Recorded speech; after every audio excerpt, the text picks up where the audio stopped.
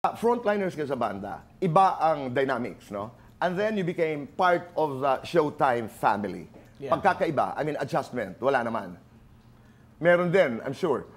When Showtime started, it was a morning show. So medyo, that was very difficult for us. Kasi sanay kami na parang 12 natutulog, 4 a.m. Dahil sa gigs, di ba? 2 a.m. 2 p.m. gumigising. Ayan, 2 p.m., 3 p.m. gumigising. Pero nung nag-start yung Showtime, kailangan gumising tayo ng 7:30, ganyan. Opo. So medyo nahirapan po kami nung umpisa. And then you got used to it. Yeah. Opo. And you have this pact. Di ba? I was reading the materials and then there is this kasunduan, this is covenant. Di ba? Yeah. Covenant. There's a pact, Yeah. di ba? Na hindi tayo maghiwalay at hindi tayo aalis sa Showtime. Yes. Hindi kami aalis, tatanggalin nila kami. Correct. Tama yun. Totoo. That's the way you said it. Di ba? Tatanggalin nila kami. Kasi, kailangan namin pera eh. Na tayo magpaligoy-ligoy pa. Opo. Kumbaga, tatanggalin nyo kami. Hindi kami aalis dito. Kahit babuhin namin sarili namin. Pero, Tsaka ilang beses na yung kapit sa patalim na tayo. As in, para kaming Huwag nyo kami tanggalin! may mga words na naririnig kami. Pero, kumapit kami sa patalim. Maraming salamat, nandito pa rin kami. And then, nadaan sa pagkapit at dasal, ika nga. Amen. But let's talk about your hits. Dahil napapag-usapan natin ng pera. Pag nagkaka-hit ba ang isang banda, ay sumusunod ba na dumadami ang pera? Yes. I like that. Yes, because of the gigs. Exactly. Oo, dumadami. Fast talk muna. We have 2 minutes to do this.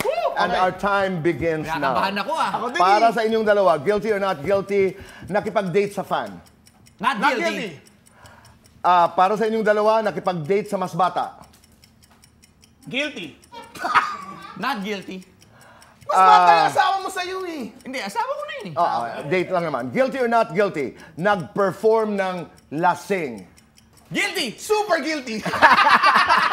Guilty or not guilty, nakipagsuntukan sa bar. Not guilty. So, alam nila. Not guilty. Okay. Guilty or not guilty, nadumi sa pantalon. Always. Guilty. Always. Guilty or not guilty, Guilty. nag-shoplift. Not guilty. Guilty. Oh, totoo. Mamayang kwento. Guilty or not guilty, nagmomol in public. Guilty. Guilty. Guilty or not guilty, nag 1, 2, 3 sa jeep. Guilty. Guilty. Guilty or not guilty, nilabag ang batas. Guilty. Guilty or not guilty, na-stalk ng fan. Guilty. Guilty. Nag-gate crash sa party. Guilty. Guilty rin ako. Guilty. Guilty or not guilty, pinaasa ng girl. Guilty. Guilty. Jokes, beer o pag-ibig? Pag-ibig. Complete this. Penge naman ako ng... Pera. Gusto ko lamang sa buhay ay... Matapos na yung bahay namin ng misis ko. Di na muli ako... Mangungutang. Jokes, kung mayaan kining kang katangian ni Teddy, ano yon? Napaka-confident ng kaibigan natin. Teddy, Leslie, Jopay. Leslie. Boy Kulot, Papa Pogi. Boy Kulot. Teddy Bear, Robot. Robot. Kung magiging superhero ka, sino ka, Teddy? Iron Man. Bagay na hindi mo gagawin, ano?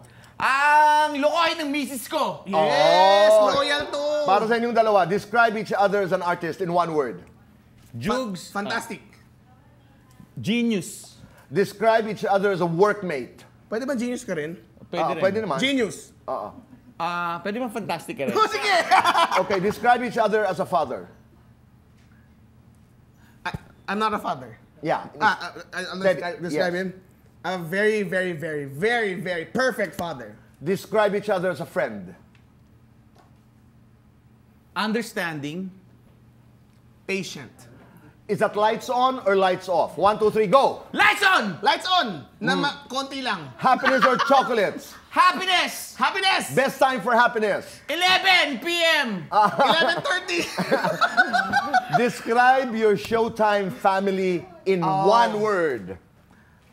Loyal. Authentic. Wow! Mula